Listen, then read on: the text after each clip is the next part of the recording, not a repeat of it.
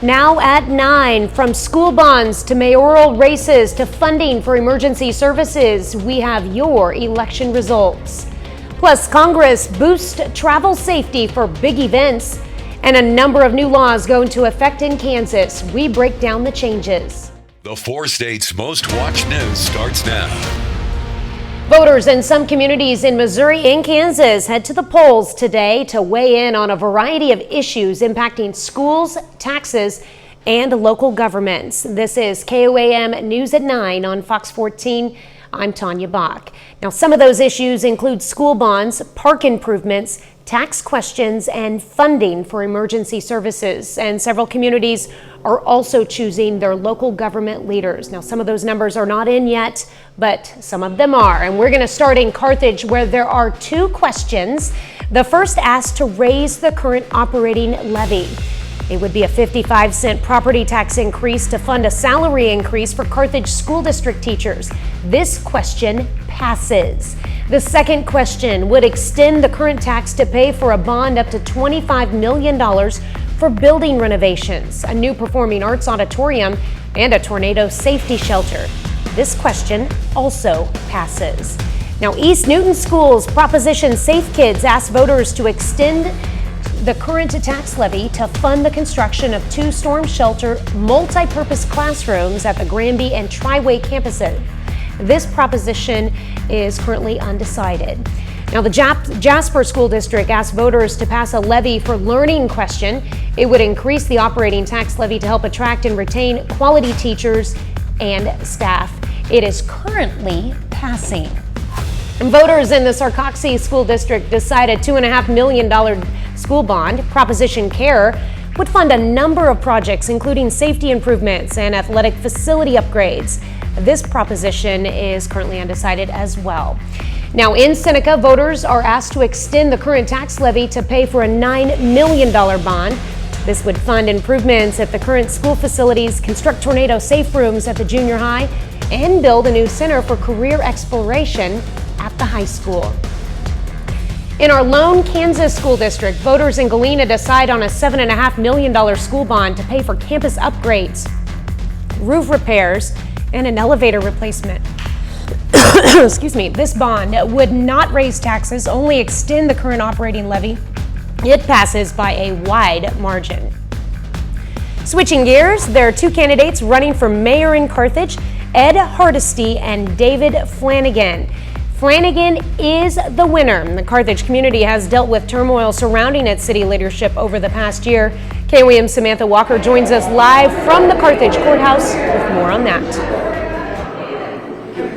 Tanya, voters in Carthage had a lot of decisions to make in terms of the future of their city government. Not only did they vote for a new mayor, but also council member positions in 5 wards. The position of Carthage mayor is not without controversy. The position was on the ballot this April because the Carthage City Council impeached former mayor Dan Rife back in October. Alan Snow has served as interim mayor in the meantime. Snow did not run for mayor this April, instead seeking the 4th ward council seat, which he won. Today, Carthage voters voted in David Flanagan as the next mayor.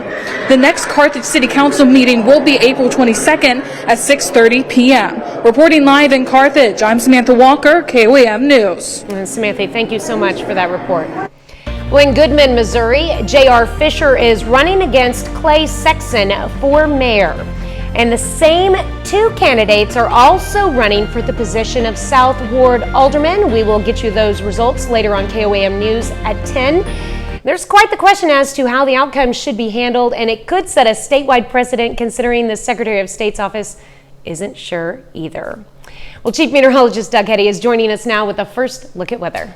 Yeah, and it actually turned out to be a great Tuesday for us today. Temperatures pretty close to where they should be for this time of the year. 65 was the high. Had a freeze. Hopefully, our last one. I think it will be.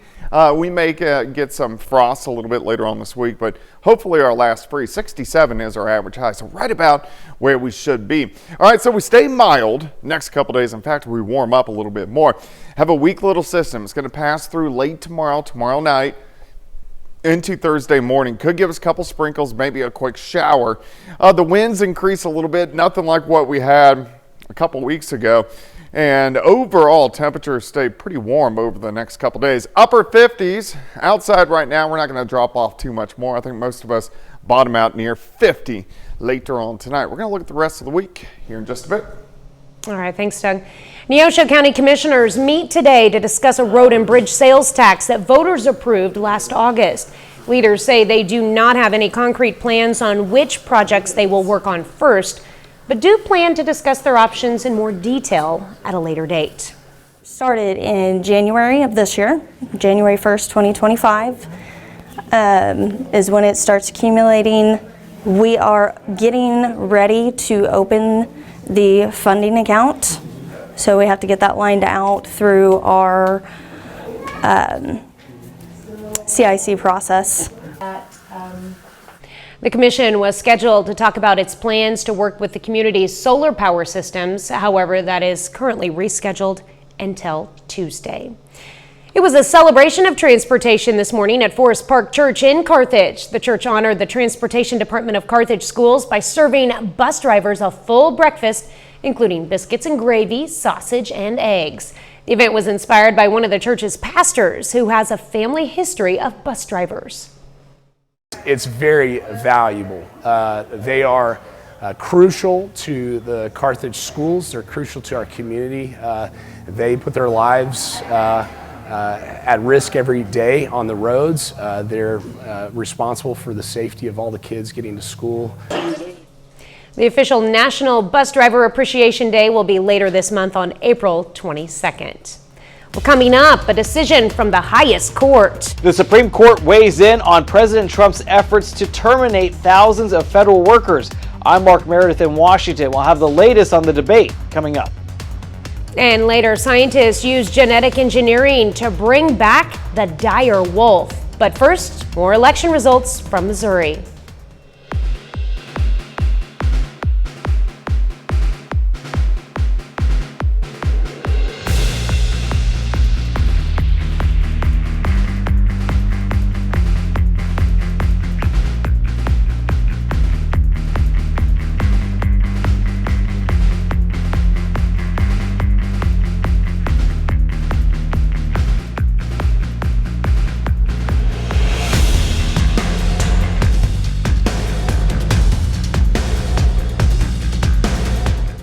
Play here. Select game. 7 a.m. Well, several area communities voted on tax proposals today, and they included a proposed quarter-cent sales tax in Jasper County to create a children's services fund. Supporters say it would generate $5 million a year. Of course, numbers are still coming in for this one. Barton County, Missouri voters were asked to fund an MU extension program through their property taxes. The voters said no to that proposal. And we've told you about the proposal to impose a 3% tax for some online purchases in Neosho, Missouri. These would go towards parks and recreation projects. Of course, numbers are still coming in on this one as well. In Oronogo, they've had their own online sales tax proposal on the ballot. We do have a final vote on this one. Voters gave a thumbs down and said no to that proposal. Goodman, Missouri voters, we're still waiting on the numbers for this one for a half-cent sales tax proposal for public safety and law enforcement funding. And Goodman is also considering an online sales tax of 1.5%. Again, those numbers are still coming in on that one as well. A proposal in Knoll, Missouri was to make a 3/8 cent sales tax permanent. We'll have the latest on this one tonight on KOAM News at 10. You can also keep up with the latest election results throughout the evening by scanning this QR code. It'll take you to the Decision 2025 races and results page of our website. Once there, you can get race updates in real time. There's also information on how to find election resources in your area. That's the races and results page on KOAMnewsnow.com. Well, Doug is next with a complete look at your forecast. And later, flash floods force a Missouri high school prom to be cut short. But first, more election results from Missouri.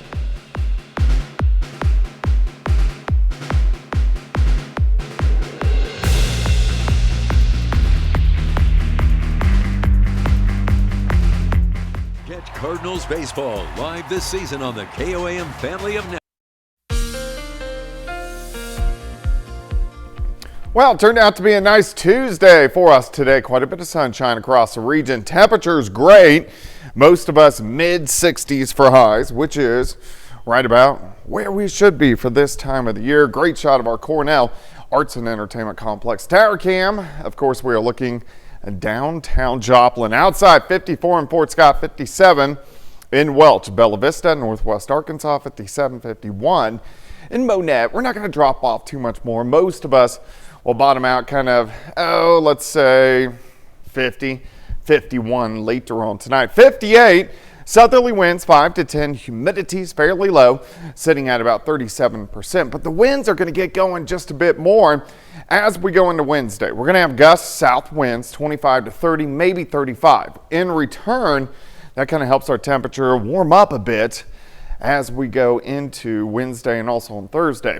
Weak front drops through tomorrow night, so behind the front on Thursday, we're going to have northwesterly winds 25 upwards to 30 miles per hour once again. So a little bit breezy as we go through the next couple days. Not a whole bunch going on. Have some mid and upper level clouds kind of streaming in, which we are going to see tonight into tomorrow's. A weak wave passes across the northern parts of the plains. You can see a little bit of rain up through the Dakotas, another weak little wave out toward the Pacific Northwest. Overall, no big storm systems for us this week, which is good after all the action we had last week. All right, so we get some clouds in here by morning. Could be a random sprinkle, random shower, temperatures near 50. Partly to mostly cloudy skies through the morning, mid to upper 60s by noon. Once we get into the afternoon, I think most of us 73, 74. Case in point, 71 in Lamar, 73 in Bentonville, 75 in Miami, Pittsburgh, up to about 73. Tomorrow night, kind of in and out of the clouds once again. We could see a spotty, random little shower, a couple little sprinkles. Again, not a big deal. Rotating through into Thursday morning. Once we get into Thursday afternoon, then we clear out, sunshine, high temperatures, pretty good again, 71, 72 or 73 degrees, maybe a smidge cooler than what we see on Wednesday. Northerly winds kind of work in on Friday. Cools us down, lower 40s to start, so Friday afternoon, temperatures will be closer to kind of what we saw today, but still pretty nice. 53 in the morning, 69 by noon, high temp, 73 degrees as we go into Wednesday afternoon. You can see this weak little wave that kind of rotates through, but again, no big storm systems. So with no big storm systems, we don't have a lot of weather action as we go through the next few days. 73 tomorrow, 71 Thursday, a little cooler, but great on Friday, 63, 71 Saturday, Sunday looks fantastic. High temp, 78. Finally, some temperatures where they need to be. Yeah, they look pretty good. Yeah, for sure. All right, thanks, Doug. Well, all dressed up and nowhere to go. Kimberly Donahue has the story of a high school in St. Peters, Missouri that had to postpone prom at the very last minute after the event venue suddenly closed due to flash flooding. Got pictures, and that's about it. Prom night cut short for Logan Upchurch, as well as other juniors and seniors at Francis Howell North High School. Everyone was ready, tuxes were rented, and then 5 minutes ahead, it gets cut off. The festivities were scheduled to start at 7 p.m. Friday night, but a message sent to families that evening said Friday's flash floods forced the prom venue, Old Hickory Golf Club in St. Peters, to close the facility. There is only one way to enter and exit the property, by crossing a bridge over a large creek. Photos show rising creek water and rain pooling on the bridge just before prom was scheduled to start. I didn't really believe it. I thought it was a joke. First Alert 4 asked the Francis Howell School District why the final decision to postpone came so close to start time. A district spokesperson says Old Hickory's general manager contacted the school around 6:30 Friday night. They said the GM told them, quote, "Once water hits the bridge, it always rises to cover the bridge. Once that occurs, we wouldn't be able to get students off the property or anyone on the property. In the interest of safety of the students, he closed the property for the evening." Businesses like Stallone's Formal Wear are stepping in to help students recreate their prom plans for a new date. Those who rent tuxedos for the original date can rent for the new date at no cost. It was easy for us because it wasn't anybody's fault. I mean, it rained, so we didn't want them to feel like they've missed out. Prom will now be held here at Old Hickory on April 17th. In the meantime, Francis Howell North told families they're trying to get conflicting events rescheduled so any student who wants to go to prom has a chance to do so. Still looking forward to it and excited for when it comes. Hoping for an unforgettable night that doesn't involve wading in high water. The Francis Howell School District said any student who can no longer attend prom will be issued a refund. Well, coming up, travel safety. Several major events will bring millions of visitors to the U.S. over the next few years, and lawmakers want to know if the country is ready. I'm Rebecca Castor in Washington with the details coming up. Over the next 3 years, the U.S. will be hosting huge global events, starting with the World Cup next summer. And recent threats have Congress already looking at how best to keep those events and the people who travel to attend them safe. Fox News correspondent Rebecca Castor has the latest from Washington. The world champions are Argentina. The excitement of the World Cup will come to the U.S. in 2026, but that's not all. The country will also celebrate its 250th birthday next year, then the Summer Olympics in 2028. And lawmakers want to make sure they all go off without a hitch. The world will be watching, and with the right vision and coordination, the United States can set the global standard.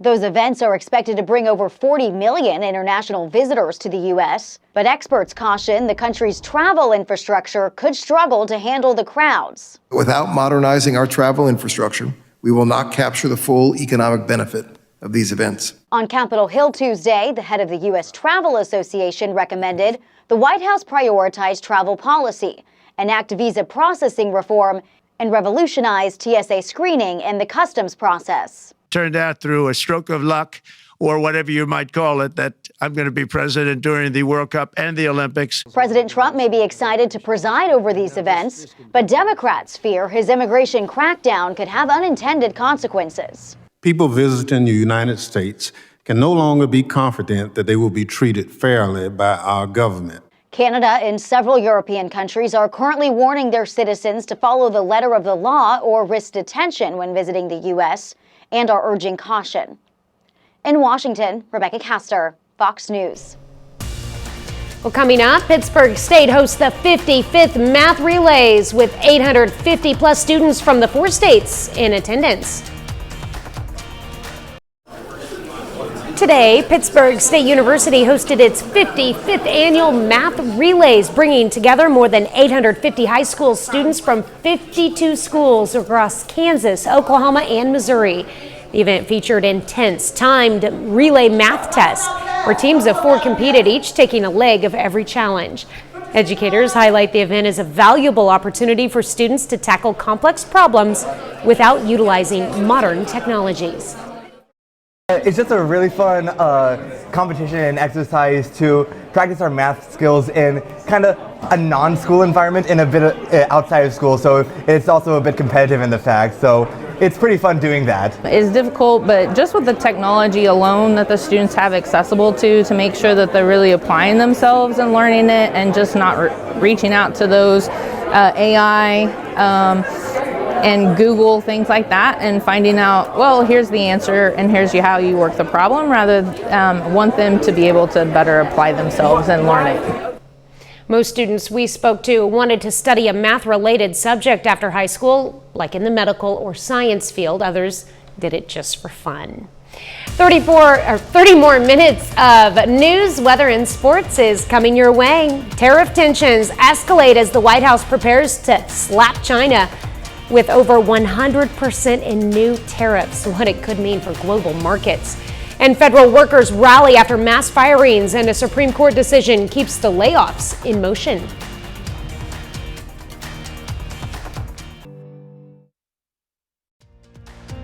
You're watching the 4 States Most Watched News. This is KOAM News at 9 on Fox 14. I'm Tanya Bach. The Sunflower State recently passed a number of new laws. KOAM's Melissa Alexis explains how these new rules will impact Kansans. The new Kansas laws will affect groups from companies to residents to local government. Dependents of members of the National Guard will now have some extra educational benefits. A new law expands the Educational Assistance Act, and they can earn a higher education certificate or degree. Another new law in the education realm created a grant fund to support technical colleges in Kansas. It aims to help schools better meet the needs of students. The State Board of Regents will manage the fund. One law protects victims of fires started by electric company equipment. A claim must be made within 2 years of the fire, and in a few cases, 10 years. There's also a new aim for transparency through a law that requires local governments to report economic development incentives. They'll have to post in an online public database anything over $50,000 with annual updates. Lastly, the Act criminalizes unauthorized access and damage to critical infrastructure facilities, including newly defined telecommunication structures, with penalties from misdemeanors to felonies to protect essential services. These are just a few of the laws that Kansas lawmakers have approved within the last month, but there have actually been more than 10. I'm Melissa Alexis reporting. You can find more information on new Kansas laws on our website at KOAMnewsnow.com. Well, stocks rally early today before giving up these gains amid more uncertainty over what's to come with President Trump's tariffs. A week after a long list of new tariffs were placed on different countries, the White House says it's standing firm in the face of turbulent markets. China missed the president's deadline to remove its retaliatory tariffs, and now the White House says it will impose a 104% tariff against China starting tomorrow.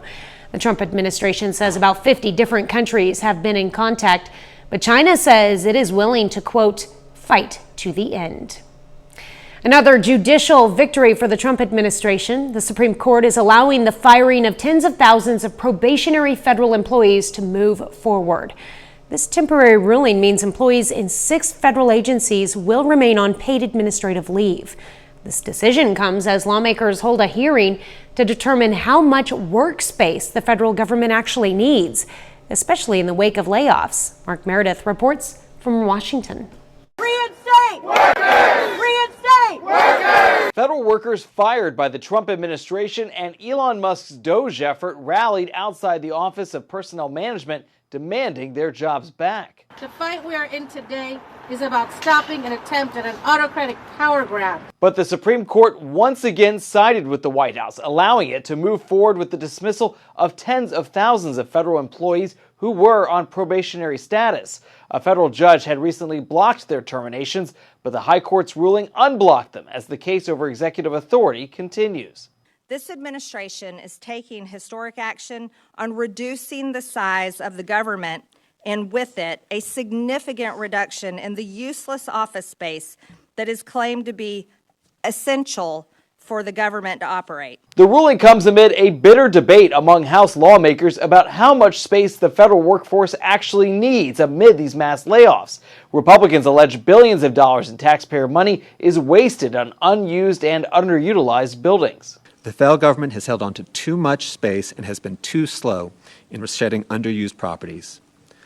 Federal buildings are often in poor condition and not well configured for the modern workplace. Democrats say closing offices only shortchanges the American people. I think it's very clear that this is not about the federal taxpayers and the American people. This is about disposing of federal property and a fire sale to make the wealthy more wealthy. Lawmakers also want to rein in the amount of money spent on furnishing federal buildings, with some lawmakers say the extravagance is outrageous.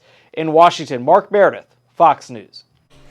Well, Doug is next with a complete look at your forecast. And later, countless species have gone extinct over millions of years, but scientific research is helping one previously wiped out animal return. How one company is bringing back dire wolves. For the arts.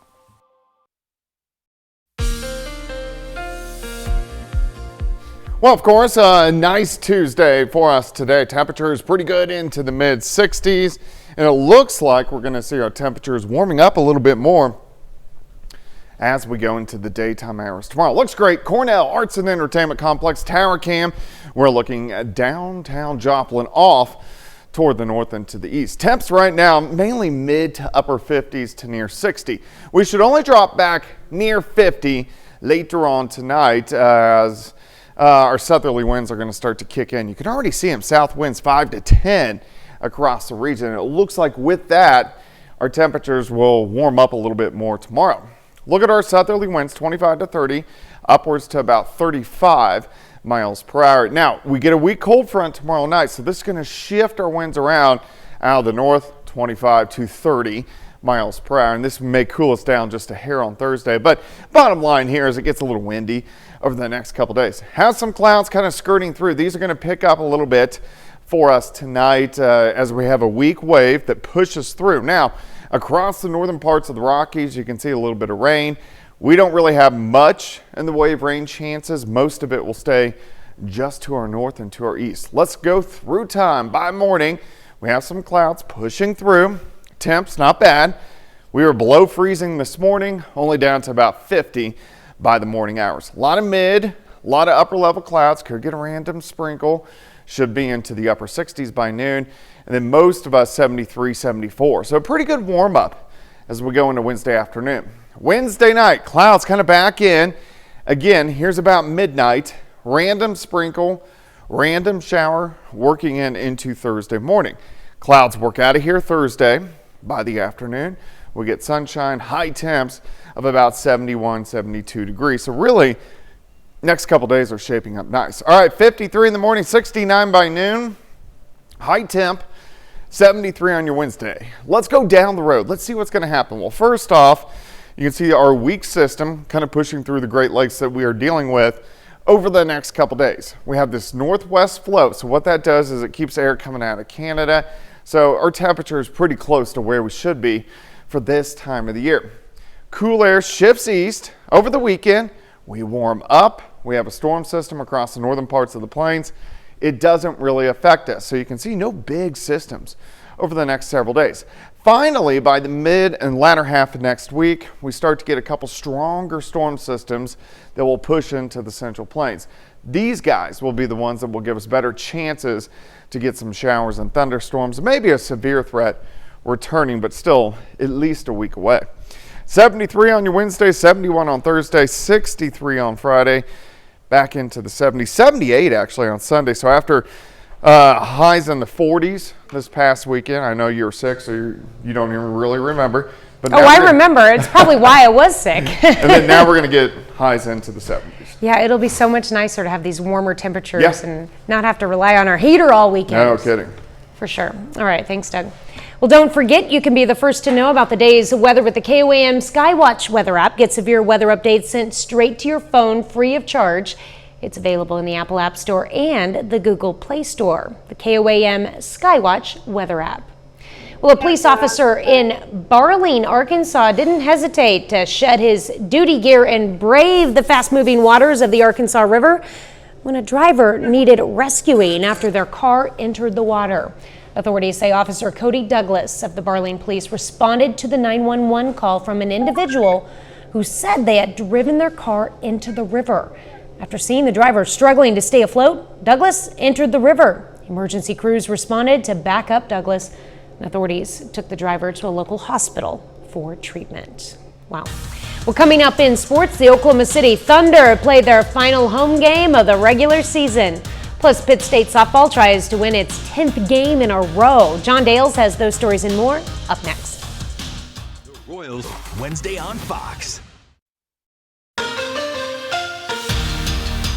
Yesterday, Pittsburgh State softball swept a doubleheader over Northwest Missouri, and Missouri Southern split with Missouri Western. Now today, the Lions and Gorillas swap opponents for another MIAA doubleheader.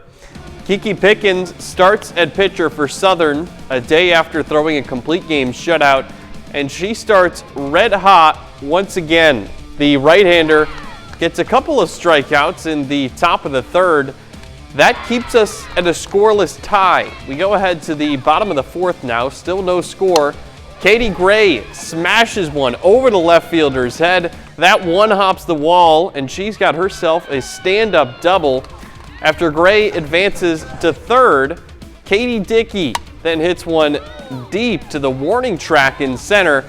It's caught out there, but that's plenty deep to score the run, and the Lions lead 1-0.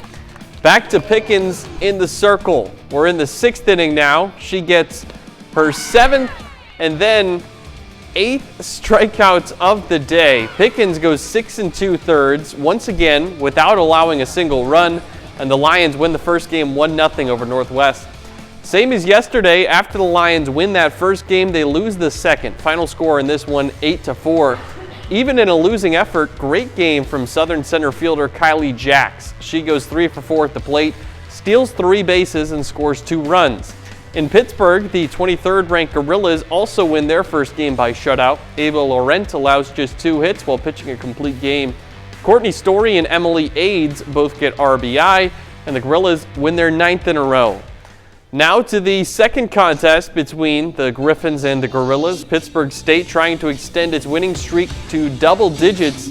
Top of the first inning, Mackenzie Devine smacks a single back up the middle and into center field, and Western has 2 runners on base, but Aiden Brown, she gets a swinging strikeout to escape the jam. She'd allow a home run the next inning, and PSU falls behind 1-0. In the bottom of the 4th, though, the Gorillas get some life at the plate. Courtney Story hits this one over the left fielder's head. That's in for a double as she slides in safely. Later in that inning, Trista Peterson with an infield pop fly. Seems like a routine play, but the wind and sun get in the way. That falls down. Griffins do get the force out at second, but the Gorillas still threatening. Now they got first and third. Lexi Davis hits one in a very similar spot, but this time Western makes the play. Pitt State plays from behind nearly in the entire game, but the Gorillas score 2 in the bottom of the 7th. They walk it off, and they've now won 10 in a row. Over to Major League Baseball, the Cardinals and Royals, each of them continue series this evening against a couple of their respective division rivals. We start with the Cardinals. They get their first road win of the season tonight, 5-3 over the Pirates. Pittsburgh's ace Paul Skeens, he picks up his first loss of the year.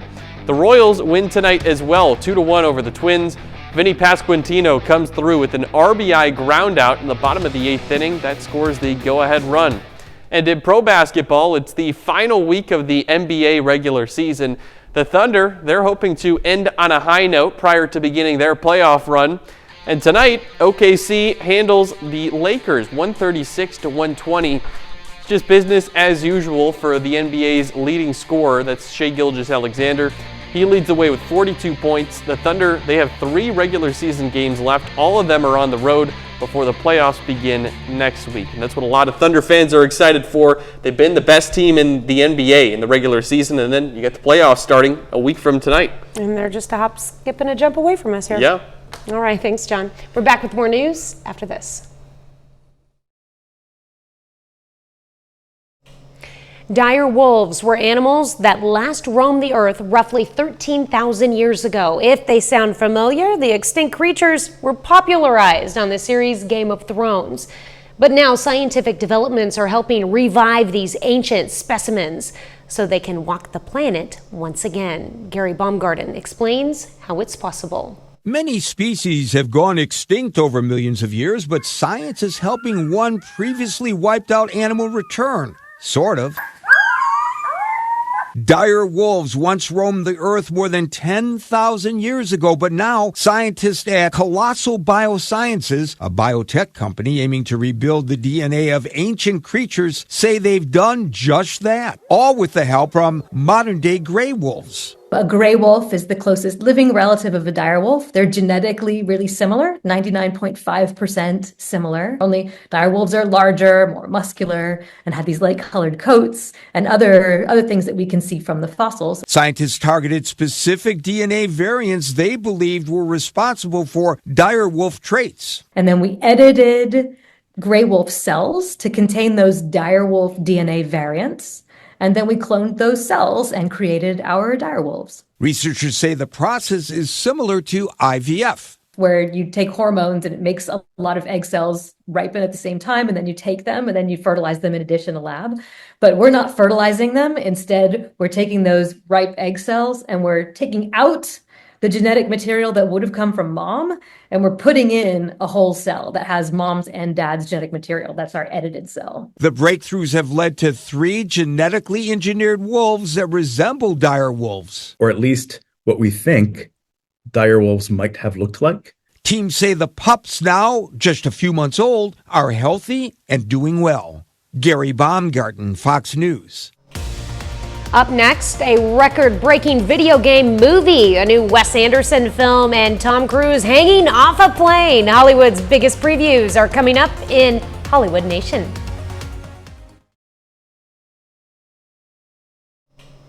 Tom Cruise back in action for his next mission, and Minecraft builds a record-breaking weekend at the box office. Ashley Dvorkin has more in the Hollywood Nation.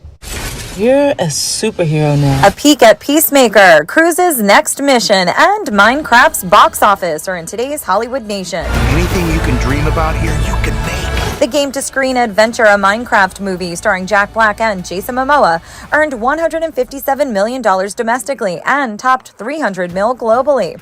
It's the biggest opening weekend of 2025 and breaks the record for a video game adaptation. We have to deal with him. Today's first looks start with the action, the stunts, the final reckoning. Tom Cruise is back as Ethan Hunt for Mission Impossible 8, and a new trailer teases the adrenaline-fueled high-stakes mission, including Cruise hanging off an airplane. Mission Impossible: The Final Reckoning hits theaters May 23rd. I've appointed you sole heir to my estate. A trailer was released for Wes Anderson's The Phoenician Scheme, dubbed as the story of a family and a family business. The star-filled ensemble includes Benicio del Toro, Mia Threppleton, Michael Cera, Scarlett Johansson, Benedict Cumberbatch, Jeffrey Wright, Tom Hanks, Bryan Cranston, and many more. Have a wonderful last day. Plus, as audiences check out of The White Lotus, a trailer was released for upcoming shows on Max. Among the packed slate are John Cena's return as Peacemaker in James Gunn's superhero series, the It spin-off Welcome to Derry, and a look at the new seasons of Hacks and The Last of Us, both premiering this week. In Hollywood, Ashley Dvorkin, Fox News. That's our time for tonight. Thank you for joining us. We're going to leave you with video of Galapagos tortoise hatchlings at the Philadelphia Zoo. Aw, have a great night and an even better tomorrow.